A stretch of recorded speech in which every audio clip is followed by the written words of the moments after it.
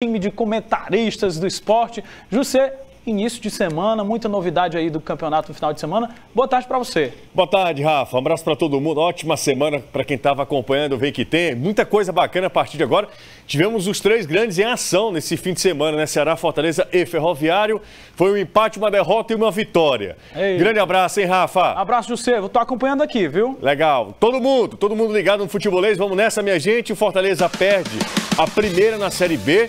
O Ceará continua sem vencer na A e o Ferroviário está nas oitavas de final da Série D do Campeonato Brasileiro. A partir de agora, tudo isso e muito mais no Futebolês.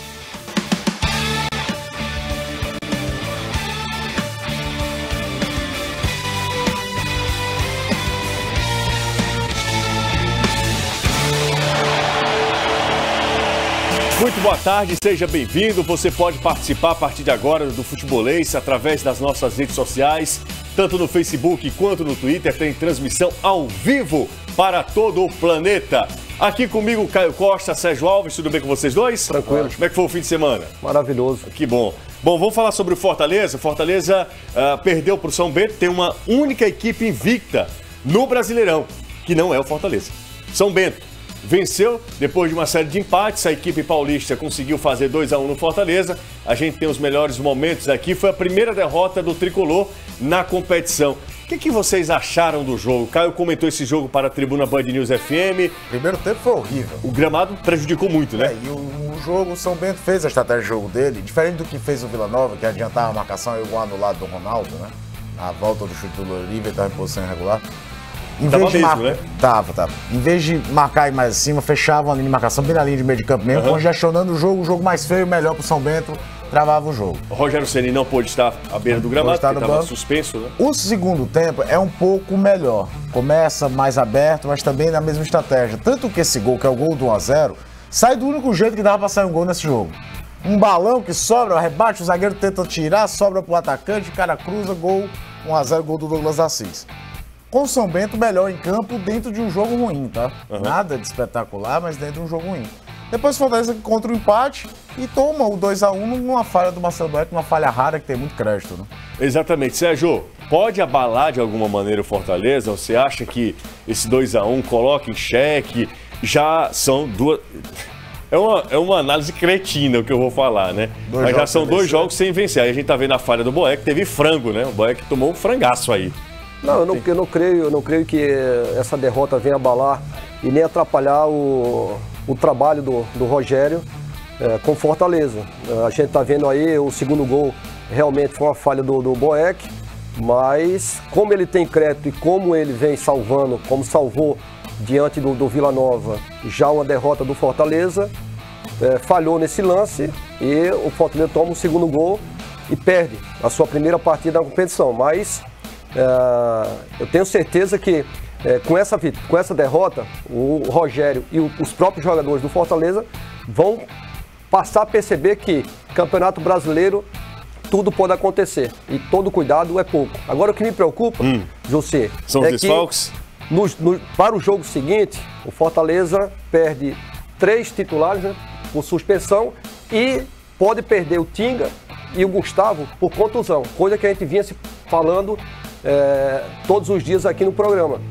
Que quando o Fortaleza começasse a ter essa sequência de jogos, a preocupação era por ter um grupo reduzido, ter esses problemas de lesões e suspensões. Só recapitulando, além de Tinga e o Gustavo, que precisam se recuperar até sexta-feira, o jogo do Fortaleza é sexta contra o Brasil de Pelotas, são 3 desfalques certos: Marlon, o Derlei e o Bruno Melo. O Marlon não é titular absoluto, né? Não é uma unanimidade, mas não tem como contestar, por exemplo, a titularidade de Derlei e do Bruno Melo, né? São jogadores importantes. Qual é o maior problema do Bruno Melo, principalmente? É porque o Leonan seria uma opção para o lugar do Marlon. Mas aí ele pode fazer o seguinte, ele coloca o Marcinho ou o Minho, né? No lugar do Marlon. Pois é. E o Leonan fica na esquerda, né? O que eu acho é que o Leonan vai vir jogar de lateral. Ele perde uma chance de usar um outro jogador que não o Marcinho, que não entrou bem, que não o Ninho, que também não entrou bem contra o Vila. para o jogo. Agora o maior desfalque mesmo, seria o Gustavo, torcer pro Gustavo ter condição de jogo. Por mais que o Wilson tenha entrado bem e tenha feito até o gol do Fortaleza. Exatamente. Bom, vamos falar agora do Ferroviário. Ferrão venceu, quebrou a sina de não conseguir um resultado positivo em casa, venceu no momento importante e o Ferroviário está nas oitavas de final da Série D, agora vai enfrentar a equipe do Altos, do Piauí. Um jogo encardido contra o Cordino. Essa foi a quarta partida entre Ferroviário e Cordino nesta Série D e foi 1-0 chorado. O gol do Edson Cariús simboliza muito isso, né? Simboliza bem, né? O Marcelo Vilar tirou o Luiz Soares do time titular, né? Já entrou com o Juninho Quixadá desde o início. E o Juninho Quixadá jogou muito, viu? Pois é, e o Ferroviário tem um lance no começo do segundo tempo que a interpretação do árbitro pode ter salvo a classificação do Ferroviário. Esse daí. Eu já vi muito árbitro expulsar o goleiro numa situação dessa. Sim. E aí se expulsa, o contexto do jogo é outro. Totalmente diferente, né? Não tô querendo desvalorizar a classificação do Ferroviário, pelo amor de Deus. Quanta gente tá torcendo pro Ferroviário conseguir esse acesso, mas é um lance que eu já vi muito árbitro expulsar o goleiro. O Léo perdeu o tempo da bola e quase toma o gol. Depois foi um massacre do Ferroviário, né? Perdeu o gol do Dado, o Luiz Soares botou a bola na trave. Poderia ter sido um placar... Sávio, né? Essa do Sávio na travessão também. Poderia ter sido um placar mais elástico pro Ferroviário, principalmente depois da expulsão do Gualberto. Mas você tem razão, viu, Caio? Aquele lance lá com o Léo... Poderia ter custado muito caro ao Ferroviário, poderia ter colocado pro espaço um trabalho muito bacana, porque tem todas as dificuldades, o treinador que sai, o escambau, tá aí o Ferroviário, entre os 16 melhores times da Série D. Invicto na competição, ainda não perdeu, né? São 4 empates e 4 vitórias. Vai para um jogo contra o Altos, que é um adversário mais ou menos ali do mesmo nível, né? Do mesmo nível, na mesma briga, não é dos mais pesados que ainda possuem na competição.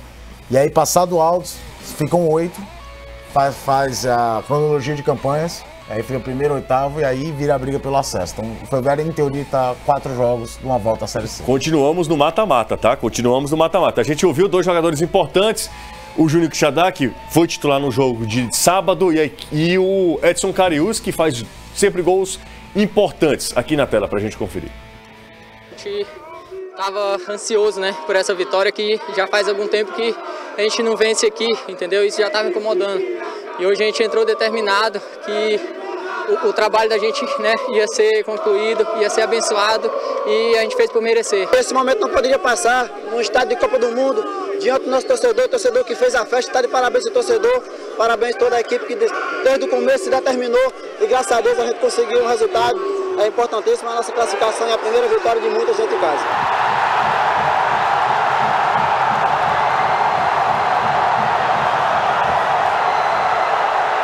Avante, Ferrão. Ó, só lembrando, viu, que a CBF já confirmou, o Ferroviário joga o primeiro jogo em casa e o segundo em Altos do Piauí. Falta só definir os dias, as datas. Depois do intervalo, a gente volta para falar sobre o empate do Ceará. Evitou uma derrota, mas ainda não foi o resultado que a torcida espera. O Ceará continua sem vencer na Série A. Intervalo rápido, a gente volta já.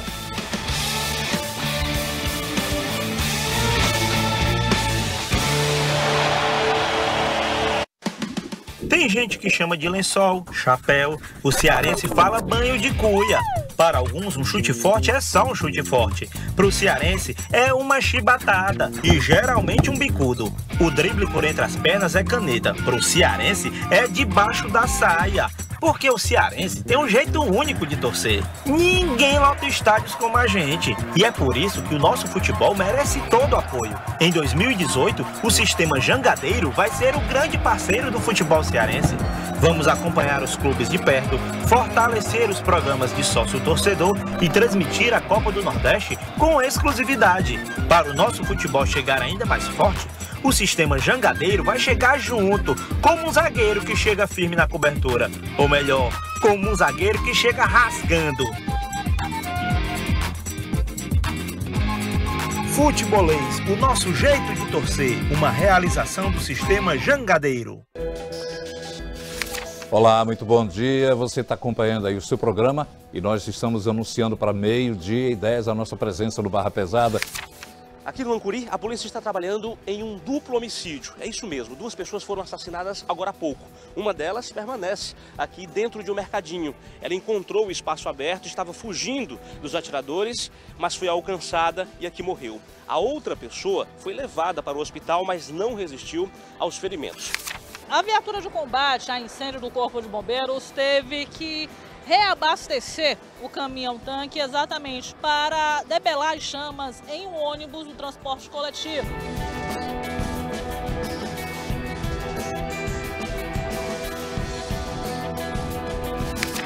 É 12h10, o Barra começa.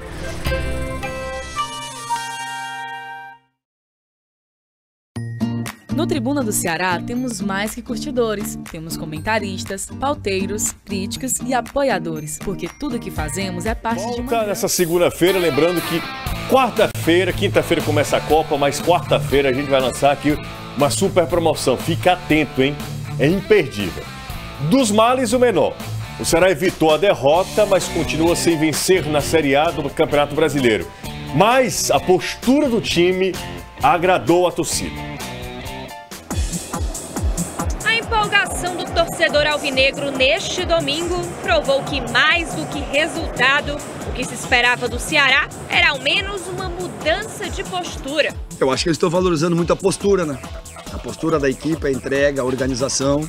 O torcedor, que anda cabreiro com as atuações do time alvinegro, colocou a paixão na frente da chateação e apoiou, mesmo quando o Palmeiras não fez cerimônia e já chegou na casa alheia fazendo gol.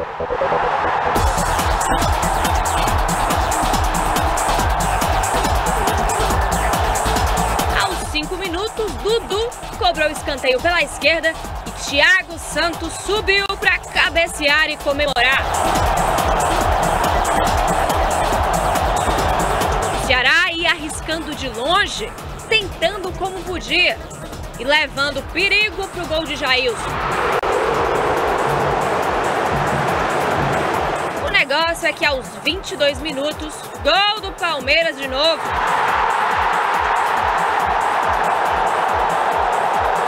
Dudu fez 2-0 para o Palmeiras na Arena Castelão. A situação foi se complicando, mas o Ceará não se deixou intimidar. No cruzamento de Samuel Xavier, Felipe Azevedo colocou para dentro e diminuiu para o alvinegro.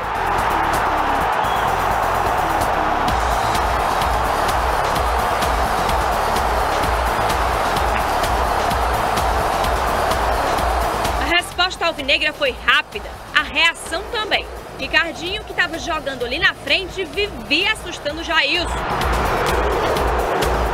Tudo estava caminhando para o 2-1. Uma derrota em casa, na frente de uma torcida empolgada. Mas aos 42 minutos...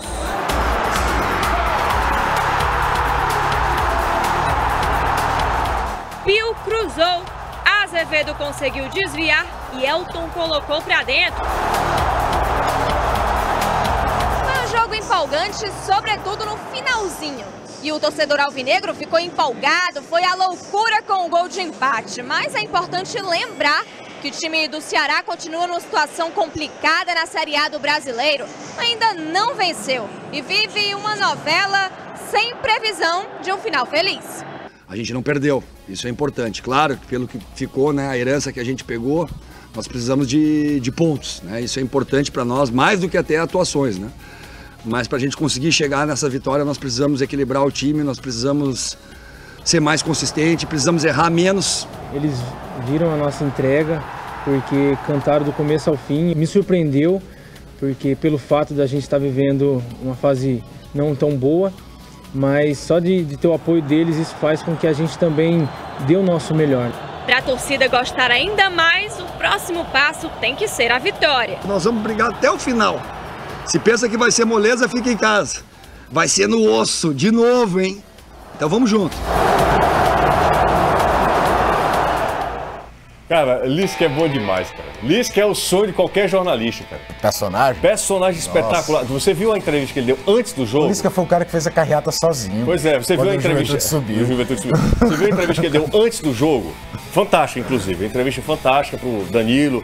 Fantástica, fantástica. Se eu fosse alguém do Ceará, lá do marketing do Ceará, uma entrevista espetacular. Bom, mas falando sobre o jogo, que é o que interessa mesmo, a postura foi outra, o resultado não foi diferente, né? O Ceará já havia empatado com o Botafogo. Mas a postura foi outra. Talvez a torcida tenha comemorado, é óbvio. Evitar a derrota foi interessante, mas a postura do Ceará, o espírito do Ceará, é isso aí. Se perder, faz parte do jogo. O que não pode entrar é já derrotado. O Ceará entrava no jogo já perdendo por 1-0, cara. O que não pode acontecer. 5 minutos, o que normalmente desmoronava de vez, né? Com 23 minutos estava 2-0. E quando eu estava comentando para a tribuna, 2-0 com 22 minutos, acabou. E não foi isso que aconteceu, né? E quando o Ceará tomou o gol aos 5 minutos, você viu o semblante do Lisca, ele, como quem diz, puxa vida, porque você tomar um gol aos 5 minutos é um tiro fatal. Um erro grosseiro do sistema defensivo. Tinham 2 jogadores do Palmeiras livres. Né? Livre. Se o que... Thiago. Tinha o Dracena atrás. O Dracena tinha feito. E o segundo gol também do Palmeiras foi outra falha do Luiz Otávio. A falha individual, né? Falha individual. Depois ficou um time rápido do Palmeiras no toque. Tinha 3 contra 2, cara. Ficou moleza. E a equipe do Palmeiras é uma equipe rápida. Você não pode bobear. Aí o Luiz Otávio bobeou, tomou o segundo. Mas o que me agradou nesse jogo contra o Palmeiras do Ceará foi a postura e a coragem dos jogadores. Mesmo perdendo de 2-0, não recuaram, não ficaram com medo de tomar mais, partiram para cima, tiveram atitude, até que conseguiram os 2 gols, principalmente um segundo no final do jogo. Então esse é o Ceará que a torcida quer. Foi um empate com sabor de vitória, porque perdendo de 2-0 consegue um empate. Foi bom para o Ceará? Não foi, porque o Ceará precisa de vitória, pontuar. Empate, um ponto, ainda deixa o Ceará no local que está, última colocação. Como eu falei, Sérgio, e pessoal que está em casa, difícil você analisar jogo por jogo. O Ceará está disputando uma competição dos pontos corridos. Não dá para desatrelar. E nessa corrida o Ceará é o último colocado. Não dá para desatrelar. O resultado de campo, se o Ceará tivesse uma campanha razoável, era até bom, porque você empatar com o Palmeiras não é um resultado ruim. O problema é que o Ceará vem com 4 pontos de 30 e agora são 5 de 33. É uma campanha muito, muito 13%, ruim. 13%, né, cara? E a gente vai olhando, quando tudo tá dando errado, começa a ter que olhar os lados, né? Não só o jogo. De novo, o Ceará fez 3 substituições, que 2 foram por lesão. Que aí, pra mim, mostra como o time se esforça, mas tá tendo dificuldade. Aí entra a dificuldade técnica, aí entra a dificuldade de falta de entrosamento, que o Lisca... Não estou dizendo que o Lisca está fazendo errado, não. Muito pelo contrário, está mexendo de todo jeito, tentando a formação nova. Entrou no começo do jogo com o Ricardinho jogando de falso 9. Porque ele achou que ele não ia ter mobilidade com o Elton, não tinha o Arthur. Tentou, e não dá para dizer que deu errado. O Ceará criou no primeiro tempo, acho até que mais do que no segundo. Né? Faltou perícia na finalização. Mas a história de correr atrás do prejuízo, o time se esforça e vai se mostrando seus problemas. A parada da Copa do Mundo com o Ceará ela é fundamental para reorganizar a casa. Até nessa questão física, que vale todo mundo. Porque o Éder Luiz não consegue jogar 90 minutos. O Samuel Xavier fez um jogo de 90 minutos só desde que chegou. Por quê? Porque todo mundo chega, um aqui, chegou outro em março, chegou outro em janeiro, tem outro que tem 20 jogos no ano, tem outro que tem 3, tem outro que tem não sei o quê. É juntar todo mundo para tentar recuperar, tentar ainda uma recuperação. E vai para um jogo dificílimo contra o Atlético Mineiro, que vai ter que ser dessa mesma pegada de disposição a 1000. Se jogar a 90, é engolido. Tem que jogar a 100. Até porque o Atlético tem um time muito qualificado, né? Casares, o Ricardo Oliveira. Agora, é claro que deu um alento com a torcida que viu o time tomar gol, baixar a cabeça e pegar a viola e ir para o saco. Eu tava lá acompanhando de perto um jogo contra a Chapecoense, que é um time do mesmo nível do Ceará. Um pouquinho melhor, naquele instante era um pouquinho melhor. O Ceará toma um gol, desmorona tudo, toma o segundo, acabou a festa. Quem vinha acompanhando o jogo do Ceará, o Ceará tomava um gol e não tinha reação, poder de reação. Nesse jogo de ontem foi diferente. Reagiram e conseguiram o empate. Dá uma olhada aí na classificação pra gente analisar. Eu escrevi isso no Twitter, a galera fica pé da vida comigo. Porque não tem como a gente fugir. O Ceará tá disputando uma competição de pontos corridos. Você não pode analisar simplesmente um jogo contra o Palmeiras. Não dá pra fazer um resultado isolado. Não dá. O Ceará está lá em último ainda. Mesmo o Ceará vencendo o próximo jogo, ele não sai da zona do rebaixamento. Mas aí tem um bolo, todo mundo com 9 pontos, exceto o Ceará, na zona do rebaixamento. Atlético Paranaense, Bahia e Paraná, com 9 pontos. Santos tem 10, um pouquinho acima. Lá no G6, Flamengo liderando, com 26 pontos, voando o Flamengo, bem demais na competição. Vem logo em seguida o Atlético Mineiro, São Paulo, Grêmio, Inter e Palmeiras. Esses são os 6 primeiros. Como a gente está vendo aí, o Ceará ainda vai ter que remar muito para sair da zona do rebaixamento. E, como o Caio falou, vai ter uma parada de 40 dias, pode reorganizar a casa. Dá uma olhada nas nossas redes sociais aí, ó, para você conferir. Curta, compartilha, vai lá, retuita. Facebook, Instagram, Twitter e YouTube, sempre com conteúdos especiais. Se você perdeu algum trecho do programa, não se preocupe, tudo vai estar lá no Facebook e também no YouTube. Um abraço, Caio, ótima semana, Sérgio, semana de Copa do Mundo. Estamos já no aquecimento. Partiu Russas 2018. Grande abraço. 5 da tarde tem Futebolês lá na tribuna Band News FM, 101,7. A gente se encontra por lá. Ótima semana para todo mundo.